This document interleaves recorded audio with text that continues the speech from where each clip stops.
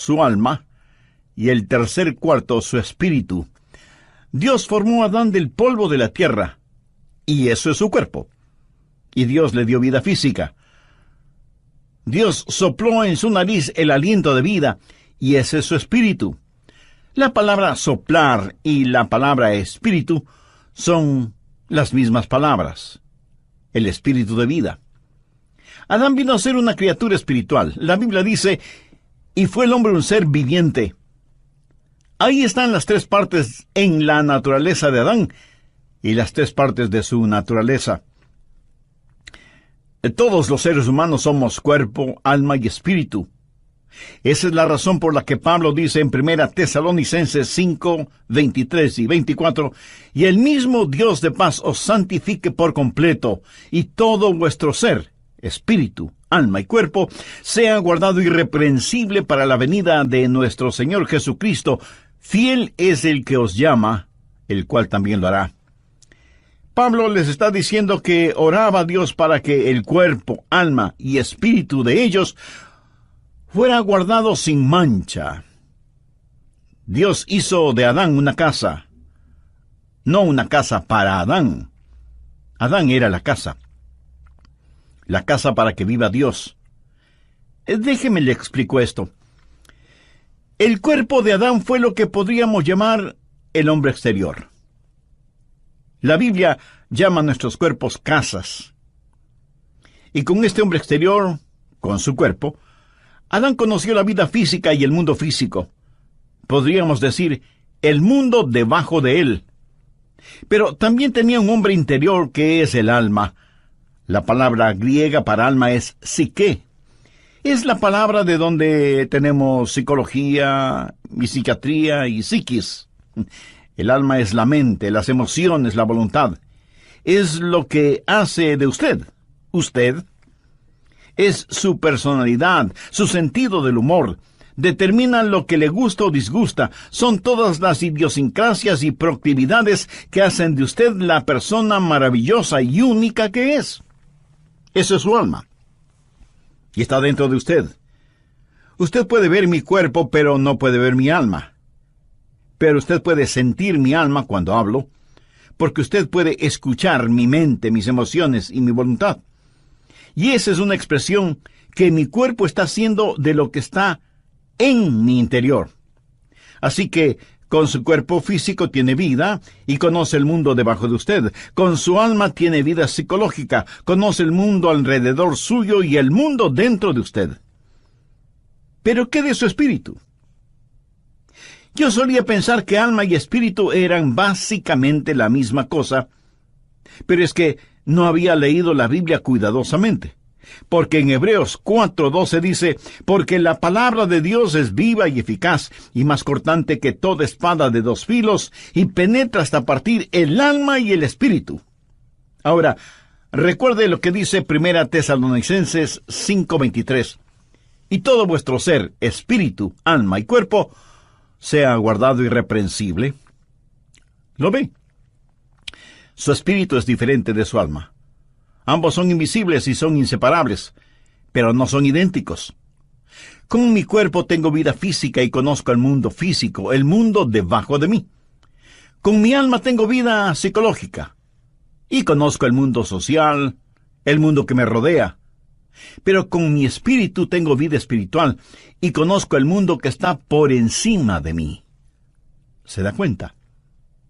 Fuimos creados para relacionarnos con tres mundos, el mundo físico, el social y el espiritual. Conozco el mundo que está debajo de mí, el mundo que está alrededor mío, y con mi espíritu conozco el mundo que está encima de mí. En Juan 4:24 leemos, Dios es espíritu, y los que le adoran en espíritu y en verdad es necesario que le adoren en espíritu y en verdad. Y en Romanos 8:16 Pablo dice, el espíritu mismo da testimonio a nuestro espíritu de que somos hijos de Dios. En el libro de Génesis, cuando habla de criaturas vivientes, literalmente dice almas vivientes. Si usted tiene un perro, ese perro tiene una mente, una emoción y una voluntad, pero no tiene espíritu. Un perro no puede orar, Un perro no puede adorar. Un perro no conoce a Dios. Puede mover su cola y hacer piruetas, pero no conoce a Dios. Y las flores, hermosas como son, tienen un cuerpo, pero no tienen alma. Los animales tienen cuerpo y alma, pero no tienen espíritu. Solo el hombre, hecho a la imagen de Dios, tiene espíritu. Adán fue una casa de 3 habitaciones, y a Dios le gusta eso. El cuarto exterior fue su cuerpo, el cuarto interno fue su alma, pero en el cuarto más privado es en donde Dios habita. Dios dice que habitará con aquel que es humilde y contrito de espíritu. El espíritu humano es el lugar en donde habita el Espíritu Santo. Cuando la Biblia dice que Dios caminaba con Adán en el jardín del Edén, ¿cómo caminaba Dios con Adán? ¿Caminaba Dios al lado de Adán? Dios no tiene un cuerpo físico. Dios caminaba en él y con él. Adán era la casa de Dios y Dios vivía en Adán, y él caminaba y hablaba con Adán. Dios es un Dios trino, Dios el Padre, Dios el Hijo y Dios el Espíritu Santo. Y todo lo que Dios hace representa la Trinidad de Dios. Por ejemplo, el espacio. ¿Qué es el espacio? Altura, anchura y profundidad. La altura no es la anchura y la anchura no es la profundidad, pero todas son parte de lo mismo. Usted puede identificar cada una de ellas, pero no puede separar ninguna de ellas. Y así es Dios. Dios es Padre, Hijo y Espíritu Santo. Ahora, el Padre no es el Hijo, y el Hijo no es el Espíritu Santo, y el Espíritu Santo no es el Padre. Y sin embargo, todos son uno, no son idénticos, pero sí son inseparables, y son Dios. Otro ejemplo, el tiempo. El tiempo es pasado, presente y futuro. El pasado no es el presente, y el presente no es el futuro, y el futuro no es el pasado. Y aunque el tiempo es uno, cada una de sus partes es fácilmente identificable. Cada cosa que Dios ha hecho refleja la Trinidad de Dios, espacio y tiempo y hombre. Usted fue creado para ser una casa en la cual Dios viva. Adán fue la primera casa de Dios, la casa primordial, la casa diseñada por Dios mismo. Pero esa casa diseñada se volvió una casa deshonrada. Dios le dio a Adán una advertencia, no una amenaza, sino una advertencia. Dios le dijo a Adán: hay un árbol en el jardín del Edén, el fruto del cual no debes comer, porque el día que llegues a comerlo, de seguro morirás. Y todos sabemos, Adán desobedeció y comió del fruto de ese árbol. Génesis 3:6 nos dice que Eva tomó del fruto y lo comió, y dio también a su marido, y él lo comió. Y por tanto, el pecado entró en esa casa. El pecado manchó y ensució la casa. Y la casa que fue diseñada por Dios se volvió en una casa deshonrada por el hombre. Dios les advirtió que no lo hicieran, pero ellos lo hicieron de todas maneras, y el pecado entró y manchó la casa en la cual Dios estaba viviendo. Pero algo más sucedió. La casa diseñada, que fue casa deshonrada, se volvió en una casa desolada. ¿Qué pasó cuando Adán pecó? Dios sencillamente salió de esa casa, porque Dios no puede vivir en una casa sucia. Dios le había advertido a Adán: el día que comas del fruto prohibido, de seguro morirás. ¿Alguna vez se ha preguntado qué es la muerte? La muerte no es la separación del alma y del cuerpo. Si yo tuviera un masivo ataque al corazón ahora mismo, y vinieran los doctores y me examinaran tratando de encontrar mis signos vitales y finalmente diagnostican: está muerto, estarían diciendo una mentira, porque yo no puedo morir. Porque Jesús dijo: el que cree en mí, aunque esté muerto, vivirá. Y yo creo en Jesús. Yo no puedo morir. Usted está escuchando a un hombre que jamás morirá. Todo lo que haré será simplemente cambiarme de casa. Mi verdadero yo se irá al cielo. Pablo lo dijo claramente: ausentes del cuerpo y presentes en el Señor. La muerte no es la separación del alma y del cuerpo. La muerte es la separación de nuestro espíritu de Dios. ¿Lo comprende? Eso es la muerte. Dios le dijo a Adán que el día que comiera del fruto prohibido moriría. Bueno, si usted lee cuidadosamente su Biblia, sabrá que Adán vivió más de 900 años. Sin embargo, Dios le dijo, ese día morirás. Es obvio que Adán no murió físicamente. Adán murió espiritualmente. Y cuando él murió físicamente, 900 años más tarde, su muerte espiritual lo alcanzó y murió físicamente. Déjeme decirle cómo murió Adán, y quiero que lo recuerde porque es muy importante. Adán murió inmediatamente en su espíritu, progresivamente en su alma y finalmente en su cuerpo. Lo que literalmente Dios le dijo a Adán fue, muriendo, morirás. Esto habla de un proceso. Adán murió inmediatamente en su espíritu, progresivamente en su alma y finalmente en su cuerpo.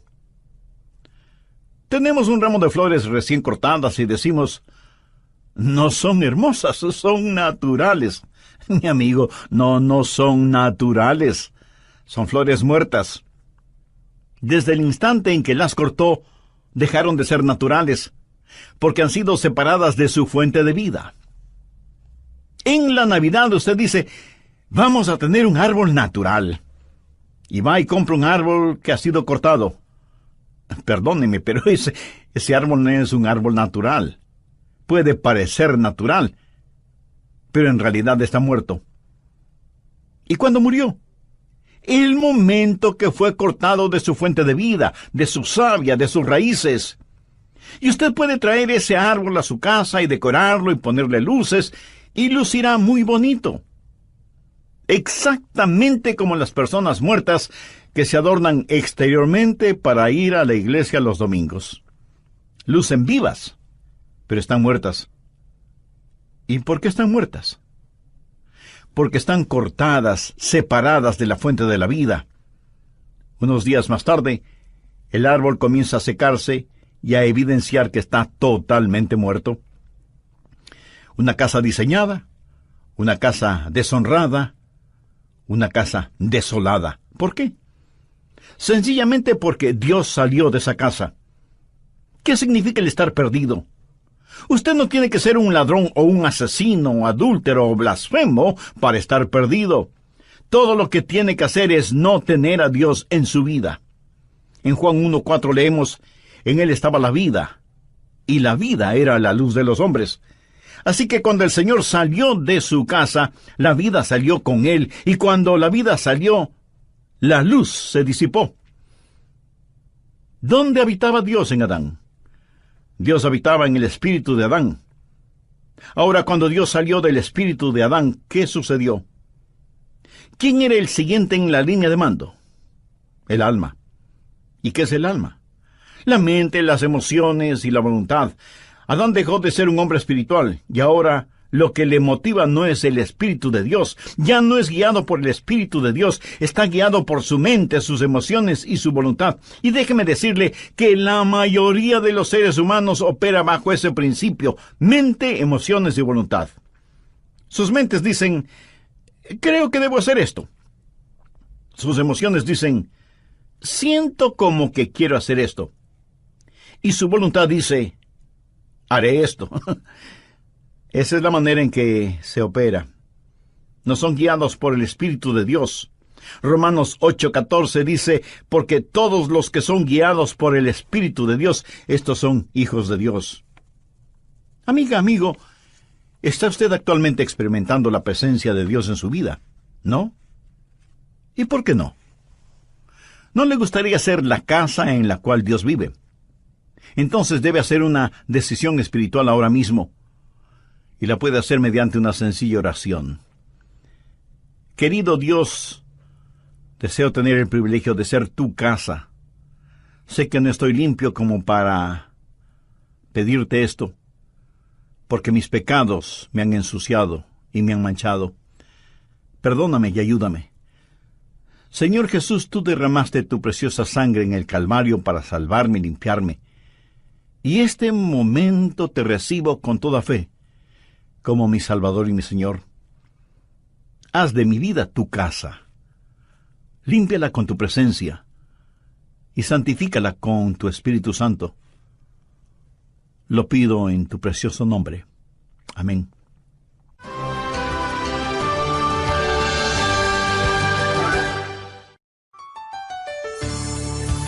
¿Sabía que Dios tiene un número impresionante de casas aquí en la tierra? Diferentes estilos arquitectónicos, variedad de colores en todos los continentes, y Dios habita en cada una de esas casas. Y algunos de ustedes estarán pensando: Pastor, Dios no necesita casas aquí en la tierra.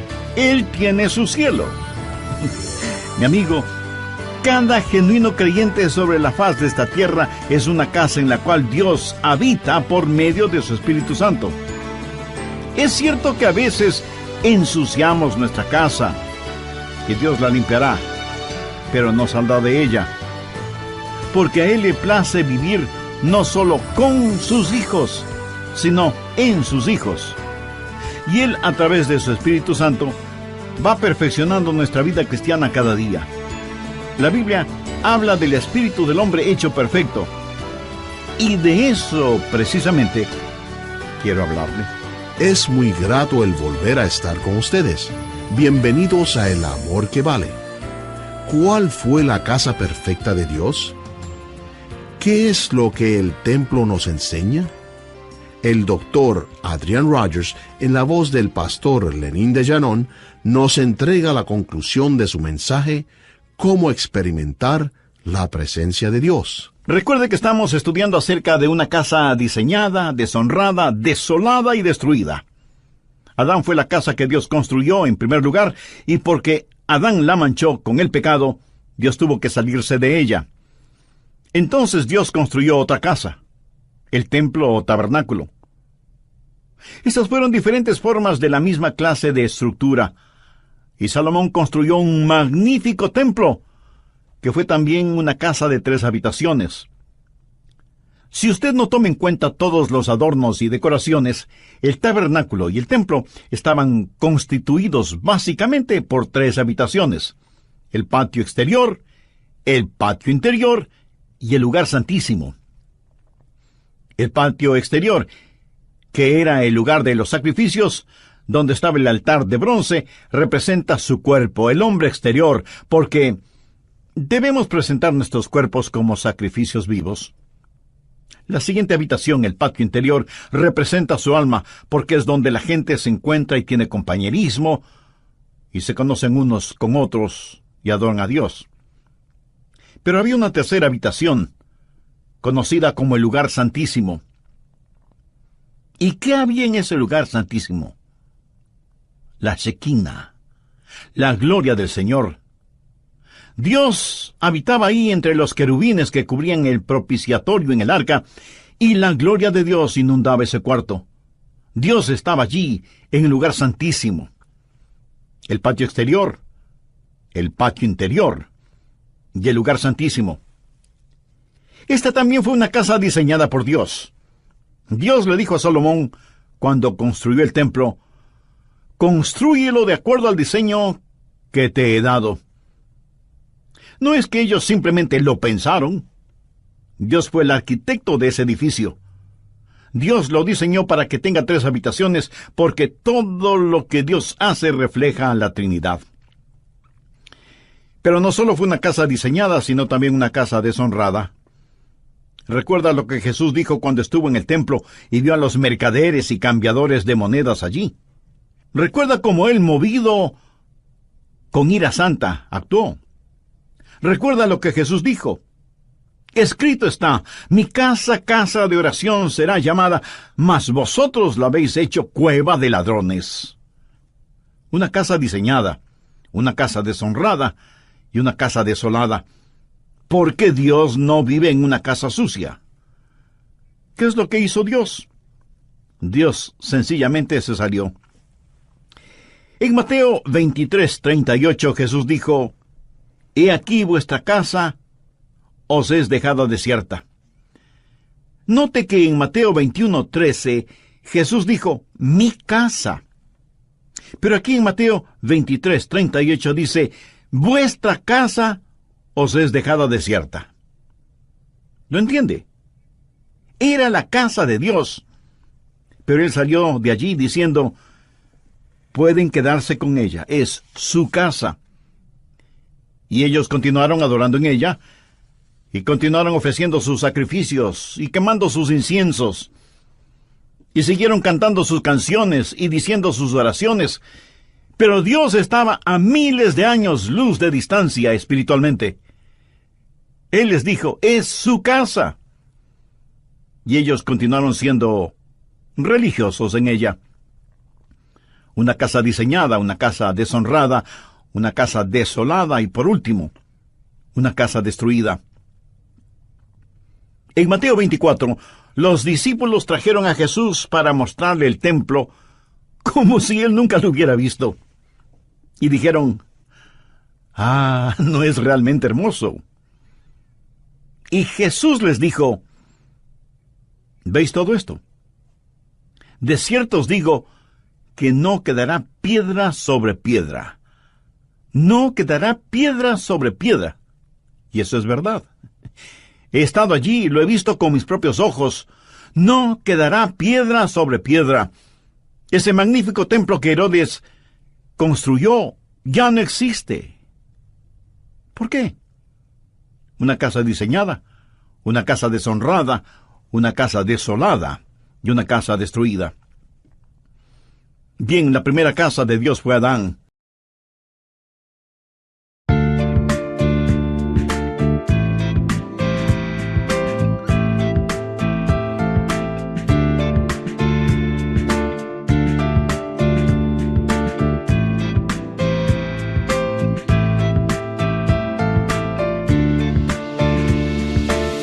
You have changed my life with your words and motivation.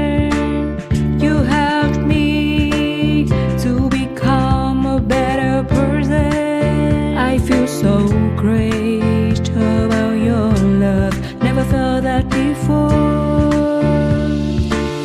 You have changed my life with your words and motivation. You helped me to become a better person. I feel so great about your love. Never felt that before. You are not only good by heart, but you also have a good soul. I'm lucky to find someone as wonderful as you are. I am so thankful to you for coming in my life and making it so nice.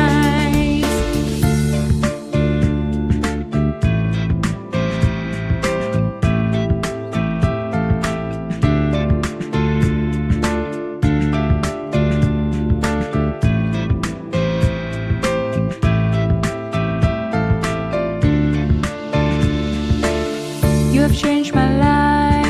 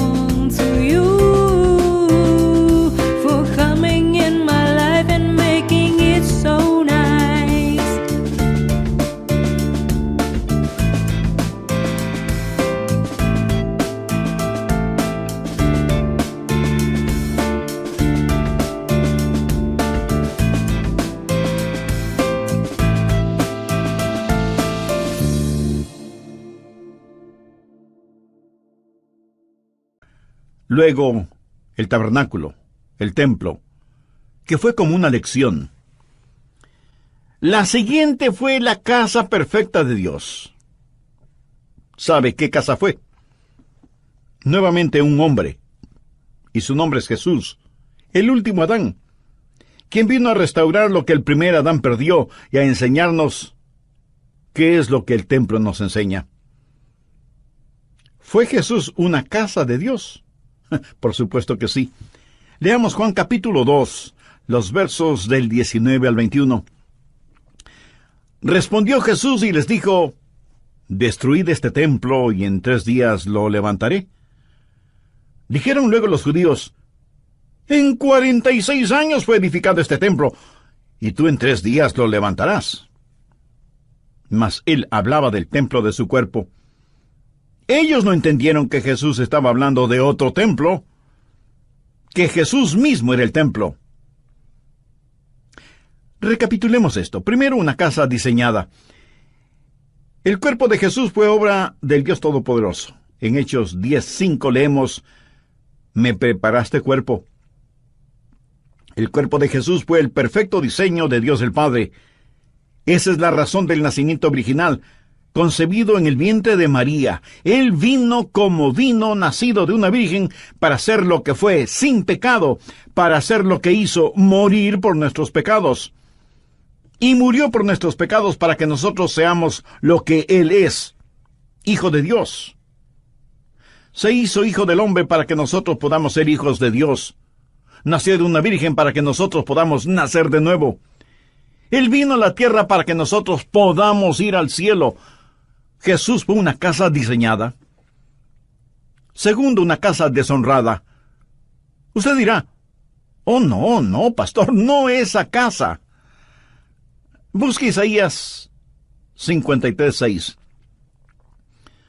«Todos nosotros nos descarriamos como ovejas, cada cual se apartó por su camino, mas Jehová cargó en él el pecado de todos nosotros». Escuche, mi pecado, su pecado, nuestros pecados fueron puestos sobre el Señor Jesucristo. Nuestros pecados mancharon y ensuciaron esa casa. Busque 1 de Pedro 2:24, quien llevó él mismo nuestros pecados en su cuerpo. Nuestros pecados, con toda su vileza, fueron puestos sobre el Señor Jesucristo. Y esa es una buena razón para que usted ame al Señor Jesús. No hay nada que me conmueva más que Getsemaní. Y cuando pienso en Getsemaní, mis ojos se llenan de lágrimas al recordar la oración de Jesús.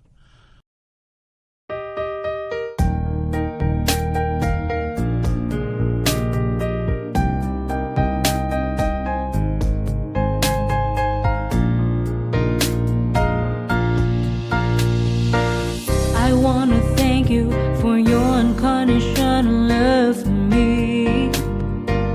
You are the most beautiful thing I have ever had in my life.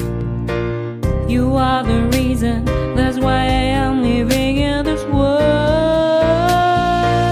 I want to thank you for your unconditional love for me.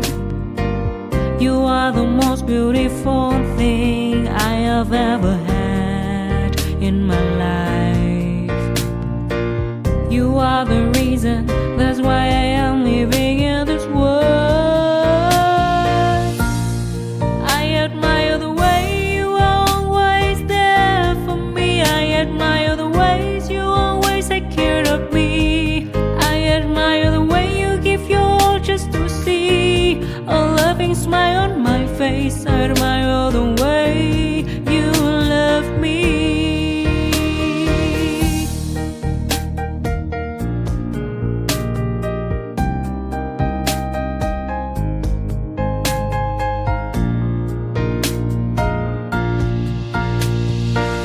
I want to thank you for your unconditional love for me. You are the most beautiful thing I have ever had in my life. You are the reason, that's why I am living in this world.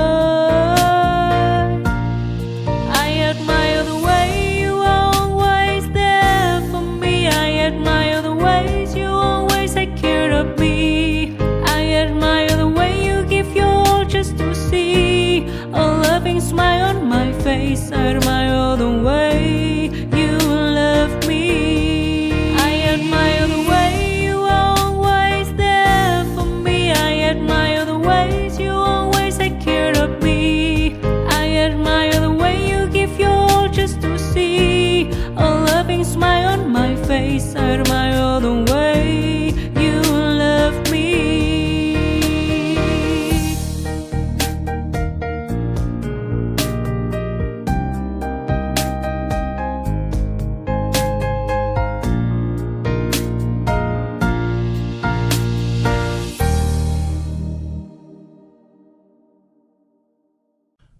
Padre mío, si es posible, pase de mí esta copa. Ahora, ¿qué había en esa copa? Todos los pecados de todos los tiempos de toda la humanidad. Ahora, no piense en todas las naciones del mundo, piense en su propio país, en su propia ciudad, en su pueblito o en su aldea. Y piense solo en el pecado de la mentira en un solo día.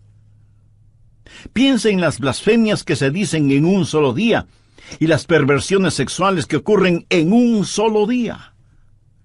Multiplique eso por todas las naciones, pueblos y aldeas que hay en todo el mundo durante todas las épocas. Destílelo hasta lo sumo. Póngalo en una copa y désela a beber al Hijo de Dios. Él se volvió pecado por nosotros. Y cuando Él se volvió pecado, Dios el Padre tuvo que tratarlo como trataría a cualquier pecador bajo juicio. El apóstol Pablo dice en Romanos 8:32, el que no escatimó ni a su propio Hijo, sino que lo entregó por todos nosotros. Jesús no solo llevó nuestros pecados, pero Él, el Hijo de Dios, fue el objeto del aborrecimiento del Padre. Tercero, una casa desolada. Cuando Jesús estuvo clavado en la cruz y cuando los negros dedos de la oscuridad cubrieron el monte Calvario, cuando la tierra tembló y se estremeció, y Jesús soportó todo el peso de nuestros pecados, y Él clamó, Dios mío,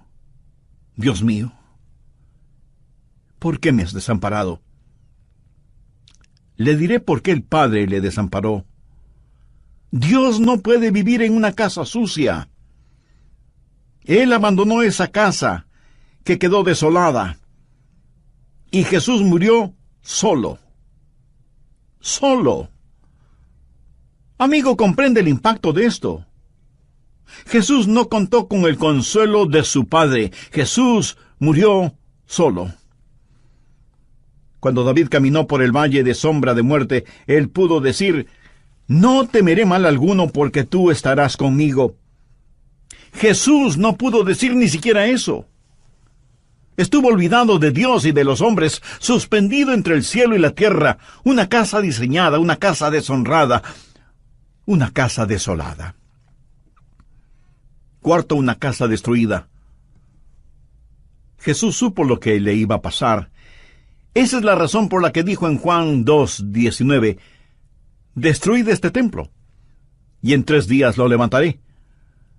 Sabía que iba a ser destruido, porque sabía cómo Dios su Padre trabaja.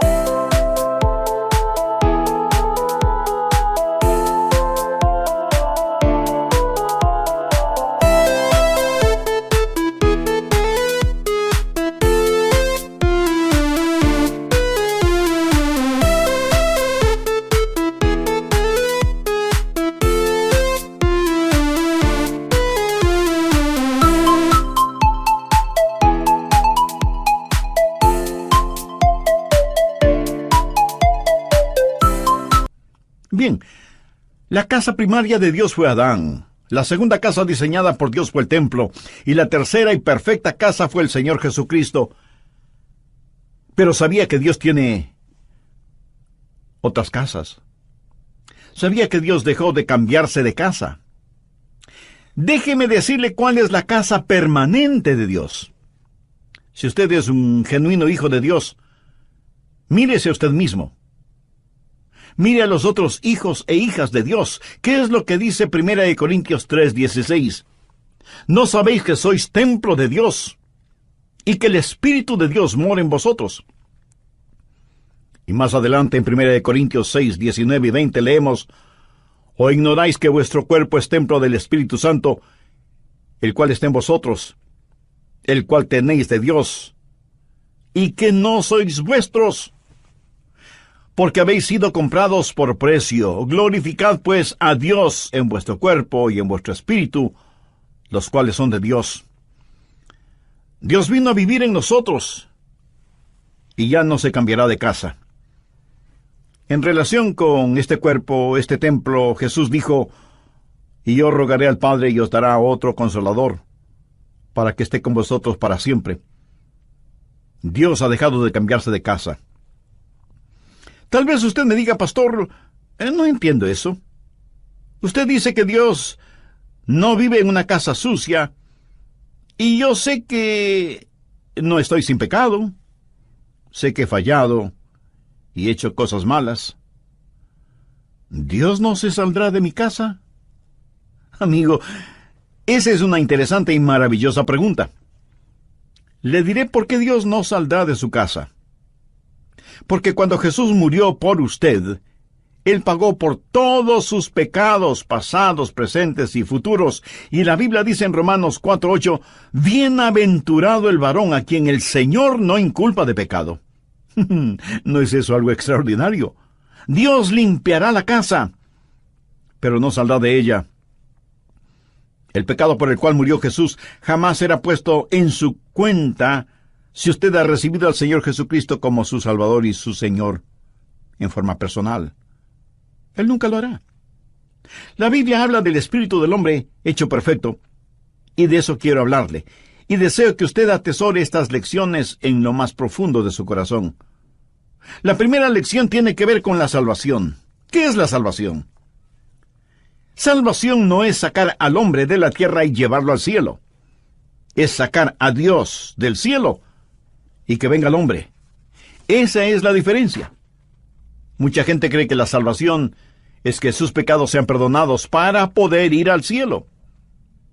El que sus pecados sean perdonados es